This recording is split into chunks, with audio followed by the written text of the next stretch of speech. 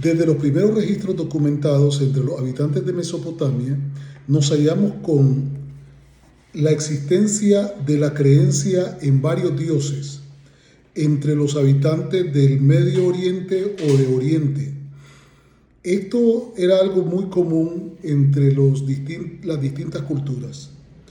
Había muchas formas de religión. No se ha encontrado hasta el día de hoy ninguna civilización que haya existido sin que esté asociada a la existencia de alguna forma de religión entre ellos. Pero es importante destacar que este concepto intrínseco de la búsqueda de Dios fue un concepto que condujo a la humanidad a darle título a seres superiores. Ellos concebían la existencia de seres superiores a quienes llamaron dioses. La existencia de un ser divino, un solo ser divino, no tenía sentido para la gente de Oriente porque ellos creían en la existencia de varios dioses que suplían diversos tipos de necesidades. Así para ellos existía un Dios de la guerra, existía un Dios de la paz, existía un Dios que era el que les proveía alimentos, el Dios que les proveía la lluvia, el Dios que les proveía la salud, y así había una diversidad de dioses a criterio de ellos. Esta multitud de dioses en las religiones antiguas, al cumplir funciones especializadas para cada área, llevaron a la existencia del politeísmo. Sistemas culturales, civilizaciones tales como la egipcia, la civilización india, la civilización china, son sistemas culturales que de muchas diversas formas tuvieron varios dioses. Ahora, podemos también saber de que muchos de estos sistemas llegaron a evolucionar a otra forma de religión. Ya ellos, aunque creían en varios dioses, entonces establecieron a un dios superior sobre los otros dioses, que los otros dioses eran prácticamente como representaciones del Dios mayor. A esto ellos llamaron enoteísmo, o se llegó a llamar en sociología el enoteísmo. Ya no era politeísmo, la existencia de muchos dioses, todos por igual a quienes se rendía culto, sino enoteísmo, un dios superior y los otros inferiores que estaban sujetos al ser divino con mayor poder. Los egiptólogos llegaron a considerar que Isis y Amón son dioses que pasaron de ser uno entre muchos a ser los dioses creadores.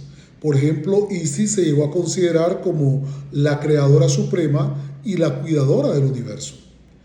Los mesopotámicos establecieron a Inanna, que luego llegó a evolucionar a otras culturas con otros nombres, llegó a ser integrada con otros nombres. Por ejemplo, para los acadios era Ishtar, para los fenicios Astarte, para los hititas Auska, para los griegos se asociaba con Afrodita y para los egipcios con Isis. Para los romanos también estaba asociado con Venus, el nombre de esta misma diosa Inanna que los mesopotamios tenían. Este es uno de los primeros ejemplos de una figura divina resucitado del inframundo y que regresa a participar del mundo de los vivos. Los persas, ellos practicaban el politeísmo con un dios supremo, Ahura Mazda. Esta Ahura Mazda presidía las deidades menores, pero luego apareció Zoroastro, quien dijo haber tenido una visión en donde Ahura Mazda le mostraba de que él era el único Dios y que el resto no eran dioses, sino de que eran poderes sujetos a ella. Entonces, esto dio paso al zoroastrismo. El zoroastrismo que se continúa practicando hasta hoy entre los persas. Entre los egipcios, que eran muy conocidos por el politeísmo, surge en la época del faraón Akenatón el enoteísmo, o más bien una forma de monoteísmo. Akenatón establece a Atón como el único Dios y suprime todo otro tipo de culto, pero esto fue muy temporal, porque inmediatamente después aparece Tutankamón, que sucede a Akenatón y regresa al politeísmo conocido entre los egipcios. Los indios, por ejemplo, practicaban el enoteísmo. Su dios supremo continúa siendo hasta el día de hoy Brahma. Dado que Brahma es un concepto demasiado inmenso para que pueda ser entendido por el hombre, entonces, dicen ellos, existen otras deidades. Y los indios, los habitantes de la India, tienen más de 330 millones de dioses, pero todos ellos bajo el control de Brahma, el dios supremo. Igual, los chinos también practicaron una forma de politeísmo que fue evolucionando hacia un dios supremo que ellos llamaron Shanti, y que luego lo cambiaron, se fue adaptando a Tian, que es una forma de expresión de el paraíso. Entre las religiones mesoamericanas también estamos hablando de un politeísmo que poco a poco se fue ajustando, y por ejemplo existió el dios del maíz, que fue una divinidad que muere y resucita, y entre ellos la deidad mayor de los mesoamericanos llegó a ser Quetzalcóatl, quien desde la pirámide de Chichén Itzá todavía cada año en el equinoccio aparece la sombra que el sol crea sobre la pirámide, y que se cree que el gran Kukulcán que regresa de los cielos para dar sus bendiciones. Este ha sido a través de los siglos el contexto religioso de las sociedades. Ahora nos encontramos con que en este contexto, a través de los siglos, los seres humanos han creído en la existencia de seres superiores o de un ser superior. Todos estos esfuerzos por ordenar o agrupar al hombre en torno a determinado tipo de creencias espirituales y morales ha estado asociado a la percepción de que debe haber algún sentido para la existencia, y por consiguiente debe haber un creador, una razón de ser y un juicio después de la muerte. Las estructuras religiosas en diferentes culturas también fueron usadas para incidir sobre la identidad local o para poder respaldar al imperio en sus actividades, tomando influencia sobre la familia. Ahora, las creencias en una creación atribuida a deidades locales o los juicios ejecutados por los dioses muestra también una conciencia global y el conocimiento primigenio que trascendió a las formas locales de religión. La religión, entonces, en sus diferentes formas y en sus diferentes épocas y culturas, responde a la necesidad humana de dar sentido a su origen. Por consiguiente, el politeísmo, el enoteísmo y en algunos casos, muy pocos, el monoteísmo, procuran dar respuesta a esto. Es justo en este contexto en que Dios aparece a Moisés, en un contexto egipcio totalmente politeísta. Dentro de este contexto politeísta nos hallamos que Dios le aparece a Moisés allá en el desierto y le habla a Moisés desde la zarza. Al aparecer Dios a Moisés desde la zarza, esto realmente pues no es algo nuevo. Ya Dios había aparecido antes a Abraham, a Isaac, a Jacob. Dios había hablado con Noé, Dios se había comunicado con Adán en el principio, con Enoc posteriormente. Sin embargo, ahora encontramos a un Dios que aparece a Moisés y que por primera vez se identifica por su nombre. Y dice que su nombre, tal como lo tenemos traducido hasta el día de hoy, es Jehová.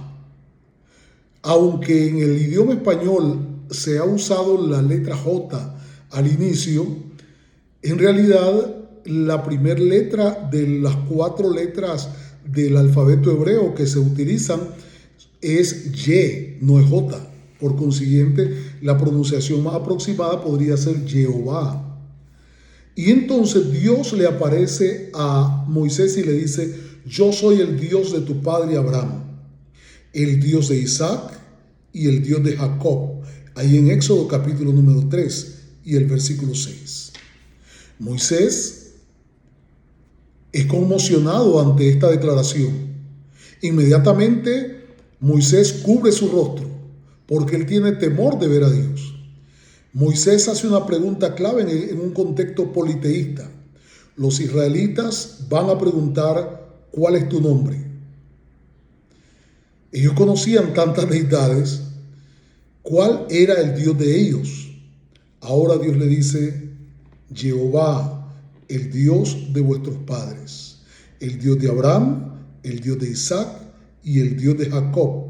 Dice Éxodo capítulo 3, versículo 15.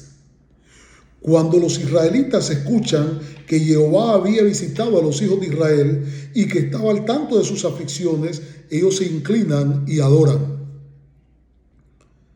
Cobra importancia que Jehová es quien aparece, quien se muestra a Moisés y que ahora se presenta ante los israelitas, porque esta generación había nacido, había crecido y por varias generaciones habían visto un mundo completamente politeísta en Egipto. Habían escuchado de dioses como Isis, como Amón, pero ellos no conocían sino por vagas referencias acerca del Dios de Abraham, acerca del Dios de Isaac y el Dios de Jacob. En un mundo que irreversiblemente se había colocado en la posición de crear a sus dioses, vuelve ahora a aparecer un Dios único, el Dios de Abraham, el Dios a quien Abraham reconoció como el creador de los cielos y la tierra, el Dios a quien Abraham había llamado el Dios Todopoderoso, el Dios a quien Jacob había rendido culto. Este Dios, el Dios omnipotente, ahora supera y rompe con la concepción humana de deidades múltiples que se especializan en esto o en aquello. Dios se presenta a Moisés por su nombre y dice: Jehová. De esta forma se rompe el riesgo de que Moisés confunda la aparición del Dios de Abraham con cualquier otro dios egipcio. No hay forma de confundirse el Dios de Abraham, de Isaac y de Jacob. Lo que hasta hoy saben acerca del Dios creador es este Dios quien aparece a ellos. Es el que le dio un hijo a Abraham a los 100 años de edad. Es el Dios que le da un hijo a Sara a los 90 años. Es el Dios que hizo fértil a Rebeca para darle hijos. Es el Dios que apareció a Jacob y que le prometió de que iba a hacerlo volver a la casa de su padre habiendo prosperado. Este es el Dios que se reveló a José en sueños y que luego le hace mostrar el significado de los sueños a Faraón. Ahora, este Dios se diferencia de todo cuanto los israelitas conocen, de todo lo que Moisés hasta hoy conoce. Este es Jehová. A partir de hoy, Dios es el protagonista en el libro de Éxodo. Dios es el protagonista en el libro de Levítico. Dios es el protagonista en el libro de Números. Dios es el protagonista en el libro de Deuteronomio. Y el protagonismo divino tiene que ver con un solo elemento: hacer entender a Israel quién es Jehová. A partir de ahora, no un Dios especializado en esto o en aquello. No es un Dios como los dioses egipcios. Es el Dios que les dice que los va a sacar de Egipto y los va a colocar en la tierra de los cananeos, como lo había jurado siglos atrás a Abraham. Esto es impresionante porque aquí está el único Dios que anuncia lo que va a ocurrir desde antes. 400 años antes se lo había dado a conocer a Abraham y ahora nos encontramos con que Dios ya aparece para poder cumplir su palabra. En Éxodo capítulo 3, versículo 15, Dios le ha dicho a Moisés: este es mi nombre para siempre. Con él se me recordará por todos los siglos. Y Jehová Dios orienta específicamente a Moisés: dirás a Faraón, Jehová ha dicho así: Israel es mi hijo, mi primogénito. Cuando Moisés se presenta delante del faraón, Faraón responde: ¿quién es Jehová? Para que yo oiga su voz y deje ir a Israel. Yo no conozco a Jehová. Este era alguien desconocido para Faraón, porque no era Isis, no era Amón, no era ninguno de los dioses a quienes él estaba acostumbrado a escuchar, rendirle culto o manipular lo que según él decían los dioses. Por ello, Jehová declara: yo soy Jehová y os sacaré de debajo de las tareas pesadas de Egipto y os liberaré de su servidumbre. Os redimiré con brazo extendido y con juicios grandes. Os tomaré por mi pueblo y seré vuestro Dios. Y vosotros sabréis que yo soy Jehová, vuestro Dios. Y aquí entonces surge un asunto que va a controlar la historia a través del libro de Éxodo, Levítico, Número, Deuteronomio y el resto de la Biblia. El pleito por establecer en el corazón del pueblo el conocimiento de un único y verdadero Dios. No un Dios múltiple como los egipcios conocían. No un enoteísmo donde hay un Dios superior y otros dioses que son sus ayudantes. No, ahora al igual que Isaac o Jacob, Jehová se presenta como el Dios de los antepasados, pero cada uno debe de elegir si Jehová va a ser su Dios. Por eso esta declaración de Éxodo 6 es muy importante cuando Dios les dice: yo seré vuestro Dios. No es hoy, porque el que Jehová sea Dios no es un asunto impuesto, es una decisión, es la elección del individuo. Por consiguiente, vienen las plagas sobre los egipcios, una tras otra. La liberación de Israel, el viaje a través del Mar Rojo conducen al cántico que dice: Jehová es mi fortaleza y mi cántico, y ha sido mi salvación. Este es mi Dios y mi cántico. Lo alabaré desde mi Padre, Dios de mi Padre, y lo enalteceré, dice Éxodo 15:2. El versículo número 11, ¿quién como tú, oh Jehová, entre los dioses? Y el versículo número 18, Jehová reinará eternamente y para siempre. Pareciera de que llegaron al punto de la conversión. Están todos felices cantando porque han visto las maravillas. Fue Jehová quien destruyó a los dioses de Egipto. Fue Jehová quien los sacó con mano fuerte de Egipto. Fue Jehová quien abrió el Mar Rojo. Fue Jehová quien hizo posible de que ellos cruzaran en seco el Mar Rojo. Y fue Jehová quien destruyó al faraón y su ejército en el mar. Entonces, ahora ellos pueden cantar con gozo. Los episodios siguientes son un esfuerzo por hacer evidente que Jehová es el Dios que les ha liberado. Inmediatamente se enfrentan a las aguas de Mara y Jehová habla a Moisés y le dice: echa estas ramas para que las aguas se endulcen, y las aguas endulzan y ellos pueden tomarlas. Y entonces, wow, ven y conocen, Dios es maravilloso, Jehová es Dios. Se les presentan los primeros mandamientos que condicionan la bendición de la protección de las plagas a los que obedecen, de acuerdo al versículo 26 de Éxodo capítulo 15. E inmediatamente en el capítulo 16 de Éxodo, el maná les es dado. Y ahora la conservación del maná y las aguas de la roca. Todo eso les muestra que Jehová no es como los dioses de Egipto. Él es el Dios único. Él es el Dios que puede hacer cuanto Él dice. Es el Dios que puede atender todas las necesidades, desde ser el Dios que les guarda en medio de la guerra, al Dios que abre el mar, al Dios que les provee de agua, al Dios que hace llover pan del cielo. Todo esto les ha conducido al Sinaí. Y ahora, entonces, Dios le propone a Israel, en base a las maravillas que han visto, y le dice a través de Moisés: ahora pues, si diereis oído a mi voz y guardareis mi pacto, vosotros seréis mi especial tesoro sobre todos los pueblos, porque mía es toda la tierra. Es ahora cuando Israel responde: todo lo que Jehová ha dicho, haremos. Entonces Dios decide hacer pacto con Israel. habla a ellos: yo soy Jehová tu Dios, que te sacó de la tierra de Egipto, de casa de servidumbre.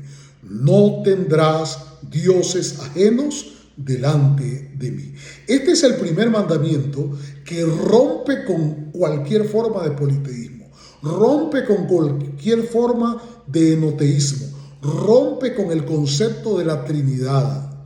No hay espacio para otro Dios fuera de Jehová. Y él lo presenta en forma muy clara y contundente. Él dice: yo soy, conjugado en primera persona del singular. Yo soy Jehová. No hay otro que lleve ese nombre. Yo soy Jehová, tu Dios. No hay espacio para el plural.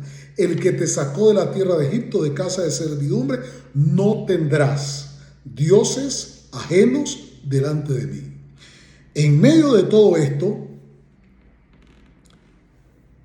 ahora el enoteísmo que pudieron haber conocido llega a su punto final. No hay espacio para el enoteísmo, no hay espacio para un Dios superior y otros dioses, no hay espacio para un Hijo y un Espíritu Santo.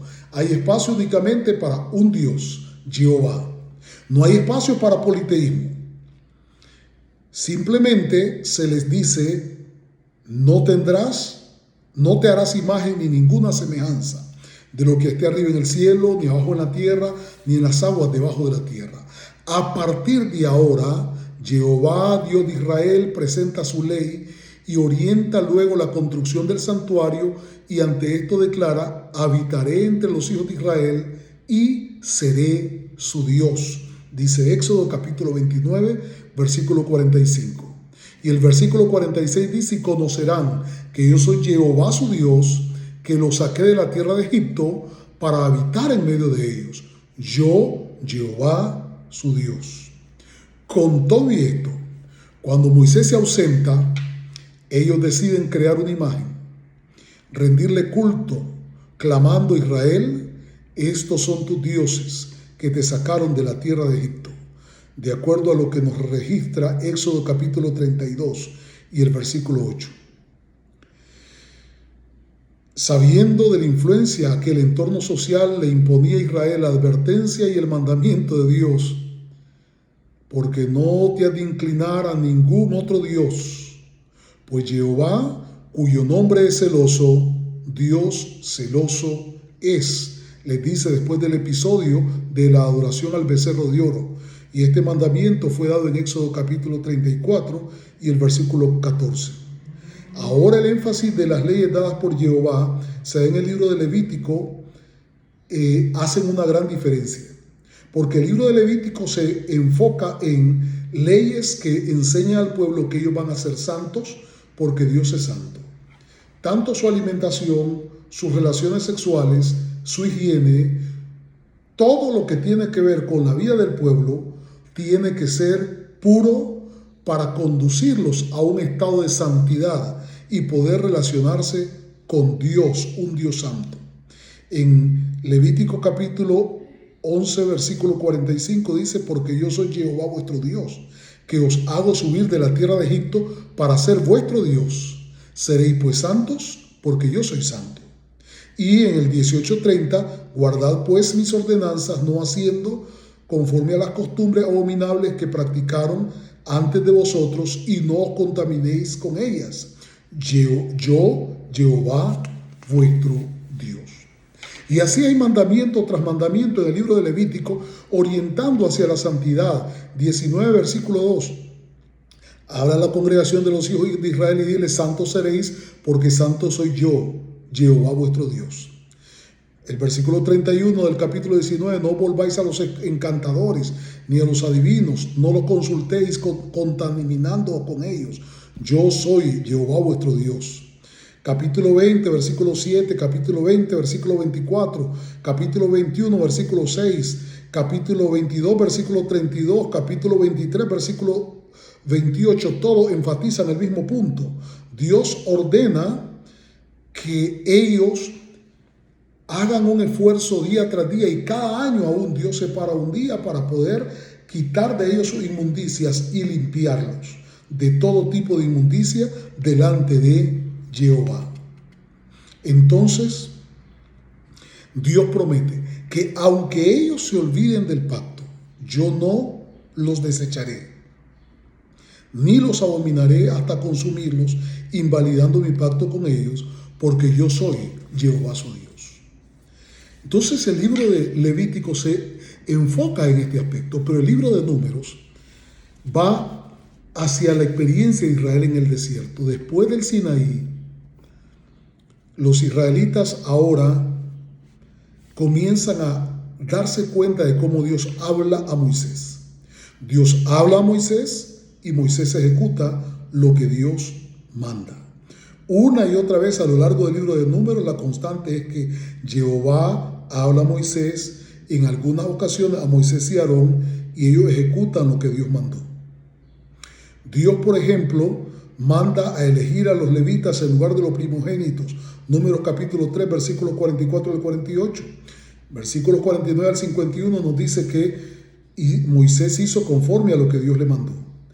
En el capítulo 4, versículo 1 al 33, Dios da instrucciones a Moisés y a Aarón acerca de las tareas de los levitas. Capítulo 4, versículos 34 al 37 nos dicen de que ellos hacen conforme a lo que Dios les mandó. Igual vienen instrucciones acerca de que deben de expulsar al leproso o al que tenía infecciones de transmisión sexual y a los contaminados por muerto, para que no contaminasen el campamento. Y el pueblo, dice el capítulo 5, versículo 4, hizo conforme a lo que Dios mandó. Aquí vemos entonces un proceso, es un taller, Dios dando instrucciones y el pueblo haciendo conforme a lo que Dios manda. Todo parece ir de maravillas. Hay momentos, en un momento en que el pueblo decide, los líderes del pueblo traen ofrenda a Jehová y Moisés no sabe qué hacer. Y Moisés va y consulta a Dios y Dios le da instrucción en el capítulo 7, versículo 6. Dios indica a Moisés cómo se encenderían las lámparas. Y el capítulo 8, versículo 5 al 19 nos dice de que ellos hicieron como Dios mandó, tanto en los primeros versículos el encendido de las lámparas como luego el proceso de consagración de los levitas. Moisés, Aarón y toda la congregación hacen con los levitas lo que Dios manda, de acuerdo a número 8 del 20 al 22. Y así sucesivamente vemos este proceso. Aparentemente Israel como nación ha aprendido a obedecer a Dios. Sin embargo, nos encontramos pronto con situaciones que ponen a prueba el conocimiento que ellos tienen acerca de que Dios es quien está guiándoles. El libro de Números es una muestra de cómo Dios planea conducir a Israel. Y nos dice de que cuando se alzaba la nube del tabernáculo, los hijos de Israel partían. En lugar donde la nube paraba, ahí ellos acampaban. Al mandato de Jehová, los hijos de Israel partían y al mandato de Jehová acampaban todos los días que la nube estaba sobre el tabernáculo. Ellos permanecían acampados de acuerdo a Números 9, 17 y 18. Pero ahora nos encontramos con que, a pesar de estas acciones de conducción, de intervención continua de parte de Dios, el pueblo pronto se queja y el pueblo no se da cuenta de que sus protestas están siendo presentadas delante de los ojos de Dios, delante de los oídos de Dios. El pueblo se queja del maná y pide carne, de acuerdo a número 11 del 4 al 6. Entonces Dios le ordena a Moisés que diga al pueblo que se santifiquen para el siguiente día, porque Jehová ha oído su queja y le va a dar carne, de acuerdo a número 11 del 18 al 23. En este contexto, encontramos que Dios lo hiere con una plaga, después de haberles dado carne, mostrándoles que Dios puede hacer todo cuanto Él quiere. Entonces Él lo hiere con plaga. Ahora viene un asunto sumamente importante que entra en juego. ¿Será que es Dios quien está hablando o será que Moisés, igual que los sacerdotes egipcios, está inventándose que Dios está hablando? Y esto se pone a prueba en forma muy crítica cuando Aarón y María critican a Moisés. Critican a Moisés porque Moisés toma una mujer de Cus, una mujer cuya piel era de color oscura, no era una israelita. Y entonces ellos lo critican y Dios interviene, Dios los llama y les dice, vengan para acá, oigan ahora lo que les voy a decir, porque María dice, ¿acaso solo por Moisés ha hablado el Señor? ¿Acaso no ha hablado también por nosotros? Esta declaración es una declaración extremadamente peligrosa, porque está cuestionando de que lo que Moisés presenta son sus ideas, es su razonamiento, es su lógica. Y Dios los llama y les dice, vengan, toma a Aarón y a María y les dice, oigan ahora mis palabras. Cuando haya entre ustedes profeta del Señor, le apareceré en visión. En sueños hablaré con él. No así a mi siervo Moisés, que es fiel en toda mi casa. Cara a cara hablaré con él claramente y verá la apariencia del Señor. Entonces aquí Dios hace una diferencia entre lo que es la opinión, lo que es el razonamiento, lo que es el acuerdo de la gente, lo que es el criterio de los demás y lo que es palabra de Dios. Palabra de Dios únicamente debe ser considerado lo que sale de la boca de Dios para ser dado al profeta a través de visiones y sueños y que fue dado a Moisés cara a cara. Esto entonces rompe la idea de que Moisés podía ser que se estuviera inventando esto. Pero el pueblo necesita entender esto a profundidad. Necesita el pueblo entender esto con mucha claridad. Porque en el libro de Deuteronomio, más adelante, Moisés repasa este concepto. Y Dios dice claramente en Deuteronomio capítulo número 18 y el versículo 18 que exclusivamente palabra de Dios es lo que Dios ha de hablar. Y que calificar palabra de Jehová, lo que Jehová no ha hablado, es causa de muerte. Dice Deuteronomio capítulo 18 versículo 20. María es castigada con lepra y luego es evidente, ahora comienza a surgir esto en el corazón del pueblo. ¿Será que realmente Dios existe, Jehová existe? ¿O será un invento de Moisés? Y entonces comienza a aparecer, los hijos de Israel hablan mal contra Moisés porque Moisés manda a los espías y los espías regresan de reconocer la tierra de Canaán y dicen, no subamos porque ahí nos va a ir mal. Moisés lo que quiere es que muramos ahí. Cuestionan si es Moisés o si es Dios. Y ahora entonces Dios manda castigo, Dios manda ahorcar a los que trajeron e influyeron mal sobre el pueblo. Y entonces cuando el pueblo viene y se percata, se rebela contra Moisés y Dios manda castigar también al pueblo. Mueren miles dentro del pueblo. Sin embargo, el siguiente día el pueblo desconfía de la buena voluntad de Dios para con ellos y dicen, es que Dios nos trajo aquí para matarnos. ¿Acaso no estábamos mejor en Egipto? Entonces Dios dice, ¿hasta cuándo van a creerme con todas las señales que yo he hecho entre ellos? El permanente conflicto que surge entre los israelitas conduce a que Dios diga, por 38 años más van a vagar por el desierto. No van a entrar, esta generación no va a entrar en la tierra de Canaán, sino que van a morir en el desierto. Solo los que salieron de Egipto, menores de 20 años, a quienes ellos dijeron de que yo los voy a entregar para que sean presos en el desierto, ellos van a entrar, pero los adultos todos van a morir, excepto Josué y Caleb. Con todo y esto, la rebelión no cesa. Con todo y esto nos encontramos que aparecen inmediatamente después Coré, Datán y Abirán revelándose al sacerdocio de Aarón, cuestionando de que si es Dios o Moisés el que estableció esto, y ellos entonces se levantan y establecen su propio séquito de sacerdotes, traen 250 y Coré, Datán y Abirán al frente. Entonces Dios interviene, Dios consume a los que ofrecen incienso, no habiéndolos Dios escogido como sacerdotes. Dios les da muerte a los 250. Moisés clama a Dios y le dice al pueblo, si no es Dios quien ha hablado, si yo he hablado y he hecho estas cosas por mi voluntad, entonces que estos mueran en forma natural, pero si no, que la tierra abra su boca y que se los trague. Y ocurre que la tierra abre su boca y se los traga, y todo el mundo corre desesperado, pero el siguiente día de nuevo están protestando y diciendo, no, Moisés fue, Fue Moisés el que les colocó, el que hizo morir a esta gente. Esta gente eran buenas personas. ¿Quién está al control? Esto es un invento de Moisés. Sin embargo, ahora Dios consume a otros 14,000. Y ahora, una vez más, Dios da evidencia de quién está al control. Inmediatamente después, Dios pone la prueba de las varas por cada uno de las tribus de los hijos de Israel, y por la tribu de Leví, Aarón trae la vara y Dios hace que la vara de Aarón reverdezca en una sola noche. Sin embargo, el pueblo no ha aprendido a conocer a Dios.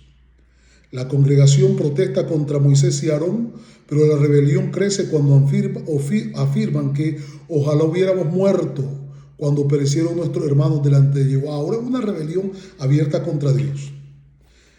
La evidente paciencia de Dios ahora aumenta la prueba de su presencia y de su poder cuando le dice a Moisés: Moisés, habla a la roca para que les dé agua y que ellos sepan de que soy yo el que está al control.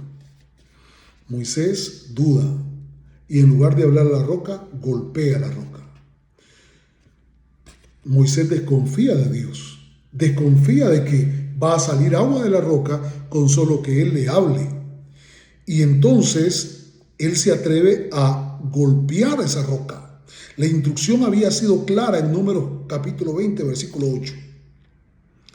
Pero Moisés, de acuerdo al versículo 11 de Número 20, alzó su mano, golpeó la peña con su vara 2 veces y salieron aguas. Ahora Dios habla a Moisés y a Aarón y le dice: por cuanto no creísteis en mí. El problema no es que la golpeó, no, fue Moisés y Aarón no creyeron en Dios. Ellos también desconfiaron. Por consiguiente, Dios les da la misma sentencia que al resto del pueblo. Van a morir sin entrar a la tierra de Canaán. El pueblo en Cades ve cómo después de Cades llegan a Or y ve cómo Dios ordena que allí va a morir Aarón.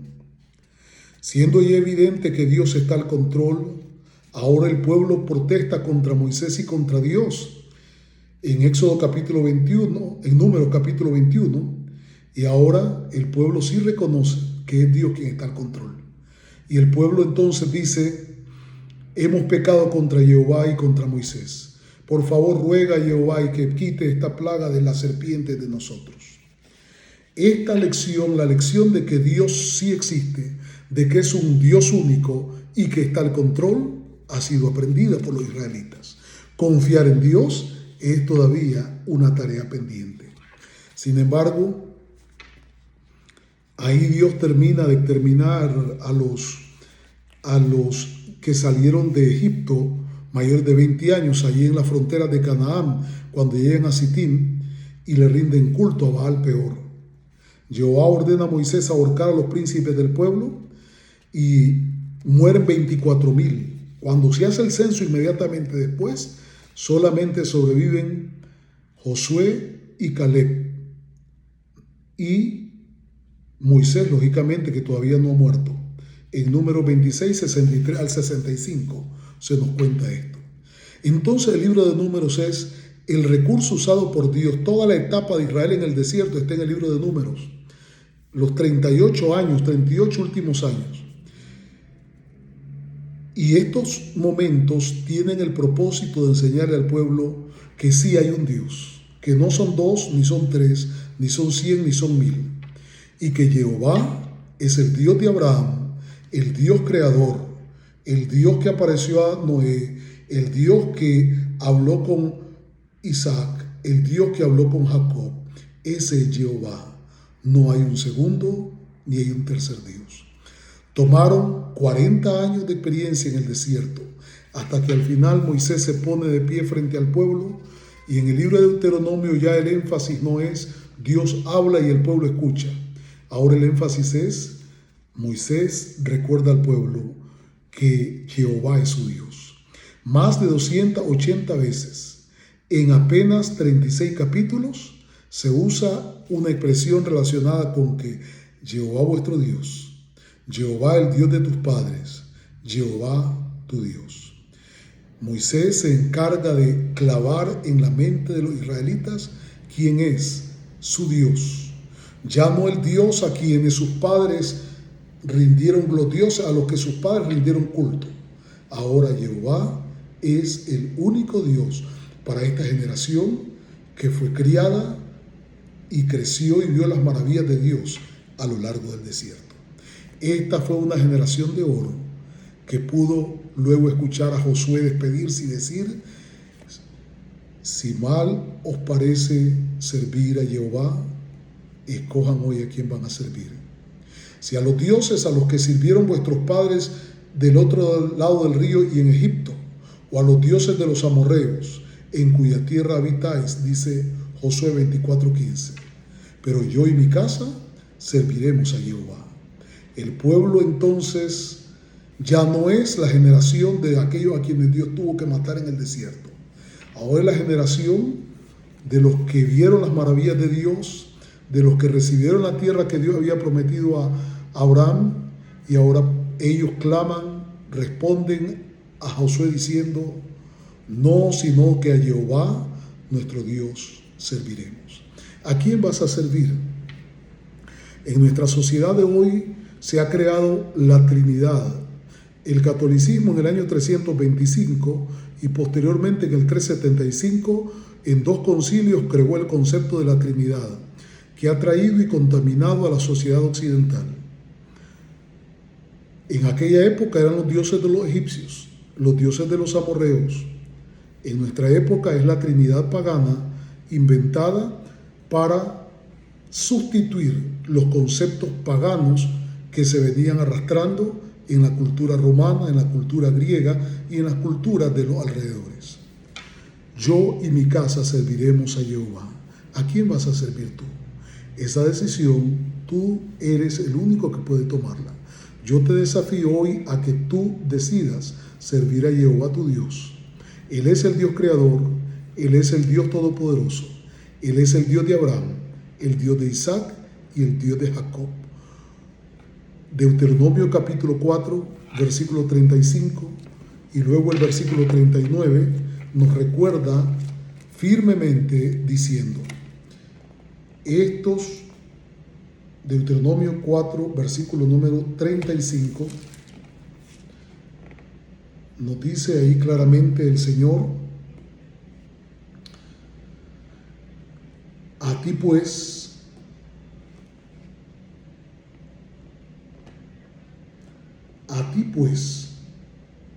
te fue mostrado para que conozcas que el Señor es Dios y no hay otro fuera de Él. Versículo 39. Aprende pues hoy y reflexiona en tu corazón que Jehová es Dios arriba en el cielo y abajo en la tierra, y no hay otro. Cualquier otra deidad, no importa si le llamen Jesús, no importa si llamen Espíritu Santo, son inventos de la sociedad que tienen el propósito de tratar de responder a la necesidad humana de entender racionalmente lo que no se puede entender. Te desafío a que conozcas a Dios. Jehová es el único Dios, que confíes en Él y que aprendas a obedecer su voluntad. Dios te bendiga el día de hoy.